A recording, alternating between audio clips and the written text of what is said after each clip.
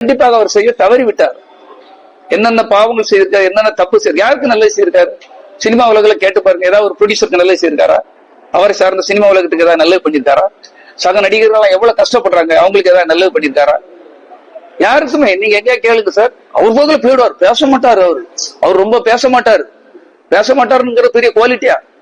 பேசுங்க சார். பிரச்சனையை பேசிதான் தீர்க்க முடியும். கேளுங்கள் தரப்படும், தட்டுங்கள் திறக்கப்படும், எல்லாம் அதான் சொல்றாங்க. அவர் எதுவுமே பேச மாட்டாரு. என்னைக்கு பேசுவீங்க? பிரஸ் கண்டா பேச மாட்டாரு, சொந்த பந்தங்கள் வந்தா பேச மாட்டாரு, ஒருத்தர் தோல்வி உடந்து கஷ்டப்பட்டு ஒருத்தர் வெளியே வந்தா பேச மாட்டான். ஒரு அஜிதா மாதிரி அவங்க மனசுக்கு ஒரு குமரலோட ஒரு பெண் வந்து ஏதோ ஒரு பிரச்சனை சொல்ல கொண்டு அதை கேட்க மாட்டாரு. யாரு பிரச்சனை கேட்க மாட்டாரு, எதையும் பேச மாட்டாருங்கிறதெல்லாம் ஒரு குவாலிட்டியா சார்? அவரு கதவை அவரே திறந்துட்டாரு, அவருக்கு சாதாரணமா அவரே இருந்து சாப்பிட்டுட்டாரு. இதெல்லாமே சார் குவாலிட்டி. வாழ வைக்கணும் சார். எம்ஜிஆர்லாம் வாழ வச்சாரு. கூட இருந்து ஒரு பேர் என்ன, எத்தனையோ பேரு தலைவன் அப்படி இருக்கணும் சார். ஒவ்வொருத்தரும் அப்படி அவங்க கூட இருக்கவங்களை வாழ வைக்கணும் சார். பொதுவா சொல்றேன், யாரா இருந்தாலும் சரி, அவன் தான் தலைவன். நீ தப்பு பண்ணிட்டு இருக்கும் போது அந்த தவறை சொல்றதுக்கு எனக்கு உரிமை இருக்கிறது. அந்த ரசிகர்கள் கட்டமைப்பை உருவாக்கு நானும் போராடி இருக்கேன். நீங்க கேட்கலாம், நீங்க அப்ப இருந்தீங்களா? அப்படின்னா இருந்த பாவம், நானும் பாவம் தான் செய்திருக்கேன். அந்த பாவத்துக்கு விமர்சனம் தேடக்கூடாதா? தப்புன்னு தெரிஞ்ச பிறகு திருந்த கூடாதா? திருந்த பாக்குறோம், திருத்துவோம். இந்த ஏழை ரசிகர்கள், என் ஏழை தமிழர்கள், அவர்களுக்கு சொல்லிக் கொடுக்க எனக்கு கடமை இருக்கு சார். மாணவ செல்வங்கள் வழி தெரியாம, திசை தெரியாம எங்கேயோ போயிட்டு இருக்காங்க. ஒரு பையன் பாத்தீங்கன்னா அவங்க அம்மாவுக்குள்ள ஆபரேஷனுக்கு பண்ணக்கூடிய பணத்தை எடுத்து 1000 அப்ளிகேஷன் ஃபார்ம் வாங்கியிருக்கான். போய் விருப்ப மனு, யாரெல்லாம் அதிக மனு வாங்குறீங்களோ தலைவர் உங்களை பாராட்டுவார், போட்டோ எடுப்பார் அப்படின்னு சொல்லி ஏமாத்துறாங்க. இன்னும் நீங்க ஏமாத்தாதீங்க. அந்த கவர்ச்சி அரசியல் பண்ணாதீங்க, சினிமா அரசியல் பண்ணாதீங்க. பாவங்கள்ங்க, ஏழைகள்ங்க, அவங்களுக்கு ஒரு வாழ்க்கை இருக்கு இல்லையா? அவங்களுக்கு ஒரு குடும்பம் இருக்கு இல்லையா? அம்மா அப்பா இருக்காங்க இல்லையா? அவனும் கல்யாணம் பண்ணி வாழ்க்கை வாழாண்டமா வாழ வேண்டாமா? எதிர்நீச்சல் போடமா போட வேண்டாமா? இன்னும் 5 டைலாக்கே விட்டுட்டு இதே சொல்லிட்டு இருந்தா அவங்க வாழ்க்கை வாழ்வாதாரத்தை பற்றி நீங்க நினைச்சு பாருங்க. ஏதாவது ஒரு நல்லது செய்திருக்காரா? டேய் படிங்கடா, தொழில் பண்ணுங்கடா, என்ன தேடி வராதிங்கடா, இது வாழ்க்கை இல்ல, ஏதாவது சொல்லி கொடுத்துருக்காரா இதுவரை? மாதிரி இந்த தப்பா யாரு சார் சொல்லி கொடுக்கறது? தளபதினு சொல்லிட்டு இருந்தா போதுமா? உங்கள் விஜய் உங்கள் விஜய் உங்கள் விஜய்டா அப்படின்னு சொன்னா போதுமா? அது என்ன, ஏதாவது சாப்பாடு தந்துருமா சார்? யாராவது வேலை கிடைச்சிருமா? ஏதாவது தொழில் நடந்துருமா? எதுவுமே நடக்காது. வாழ்க்கையை பின்னோக்கி செல்ல, வாழ்க்கையை வேறு திசைக்கு திருப்புகின்ற விஜயுடைய அந்த பிற்போக்குத்தனத்தை கண்டிப்பாக நான் தட்டி கேட்பேன். பிரச்சாரம் ஒவ்வொரு இடத்திலும் பிரச்சாரம் செய்வேன். அதாவது திராவிட கழகம் பாத்தீங்களா, அவ்வளவு நல்ல பண்ணிட்டு இருக்காரு மாண்புமிகு முதலமைச்சர் அவர்கள். அவர்களுடைய சேவைகளையும் அவர் செய்கின்ற தொண்டையும் நான் உலகம் பூரா எடுத்து சொல்லுவேன் என்பதை இந்த நேரத்தில் தெரிவித்துக் கொள்கிறேன்.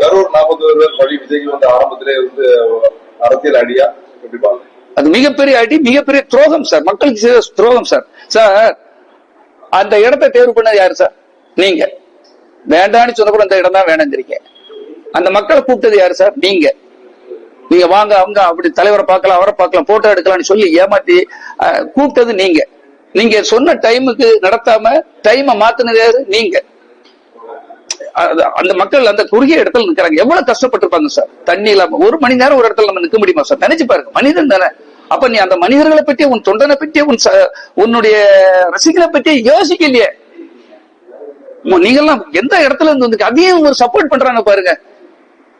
அதை பத்தி வெளியே பேசுறாங்க, சினிமாக்கு தரணும், அதை பத்தி இந்த கட்சிக்காரங்களும் அரசியல்வாதிகளும் அவங்களோட கட்சி ரசிகர்கள் பேசுறாங்க. போலி அரசியல்வாதிகள் சார். இப்ப செங்கோட்டை மாதிரிலாம் ஒரு போலி அரசியல்வாதிகளுக்கு வந்துட்டாங்க. 50 வருஷம் நல்லா உண்டு கொளுத்தாச்சு சார். அவருக்கு என்ன சார் வேண்டிய இருக்கு? ஃபுல்லா எஸ்டேட், ஃபுல்லா என்ன ஹவுஸ், கெஸ்ட் ஹவுஸ்கள், அது இதுன்ட்டு இந்த 50 ஆண்டுகள் அவர் பல பணங்களை சேர்த்துட்டாரு சார். நிறைய ஊழல் பண்ணிருக்காரு, கணக்கில்லாத பணத்தை சேர்த்துட்டாரு சார். இனி அவருக்கு ரெஸ்ட் எடுக்க ஒரு இடம் வேணும் சார். அவர் மக்களுக்கு சேவை செய்ய வந்திருக்காரு, கண்டிப்பாக டெபாசிட் இழப்பாரு சார். செங்கோட்டையனை பற்றி சொல்றேன் சார். அவர் என்ன சார் பண்ணிட்டாரு? நாட்டுக்கு துரோகம் பண்ணிருக்காரு. ஒரு எம்ஜிஆர் பண்ற ஒரு பெரிய மாமேதை வளர்த்த கட்சிக்கு, அந்த கட்சிக்கு துரோகம் பண்ணிட்டு வந்திருக்கிறார். அவர் என்ன செய்திருவாரு இனி? விருப்பமனு ஆன்லைன்ல கொண்டு வந்திருக்காங்க, அதை எப்படி பாருங்க சார்? விருப்பமனைவே அவங்க செய்ததெல்லாம், அதாவது ரசிகர்களை இன்னும் ஏமாற்றுறாங்க சார். ஏமாற்று அரசியல். நீங்க 100 வாங்க, 200 வாங்க, 100 விருப்பமனு வாங்கினா போட முடியுமா சார்? முதல்ல அவனே சாப்பாட்டுக்கு ஒருத்தர் பாத்தீங்களா திருடி பணத்தை கொண்டு வந்திருக்கான். இன்னொருத்தன் பார்த்தா அம்மா ஆபரேஷனுக்கு உள்ள பணத்தை எடுத்துட்டு வந்தா அவங்க அப்பா கண்ணீர் விட்டு கதறி இருக்காது.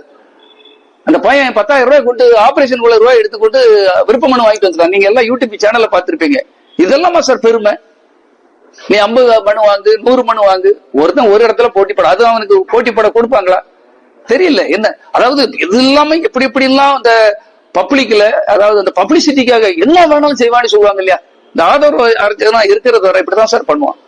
போலி ஃபேக் ஐடி, தப்பான ஐடிகளை உருவாக்கி பிறரை திட்டுவது, பெண்களை அவமானமாக பேசுவது. நியாயத்தோட போராடு. நாங்க நல்லது செய்வேன்னு சொல்லு, நல்லது செய். நான் 25 கலைஞரங்க கட்டி கொடுத்துட்டு பேசுறேன். நான் தனி நபர் சார். என்கிட்ட நீ உச்சத்துல இருக்க மாதிரி எல்லாம் கிடையாது. நான் சொல்லுவேன், ஆணவத்தோட சொல்லுவேன், செய்திருக்கேன். என் மக்கள்கிட்ட போய் கேளு, இல்லைன்னா கல்வெட்டுகள் பேசும்.